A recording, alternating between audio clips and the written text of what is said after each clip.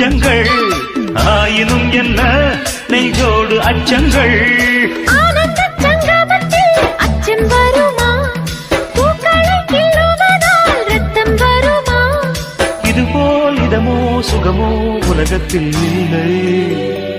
இவளின் குணமோ மனமோ மலருக்குள் இல்லை சேலை கட்டும் பெண்ணுக்கொரு வாசம் உண்டு கண்டு கொண்டே கண்களுக்குள் பள்ளி கொண்டே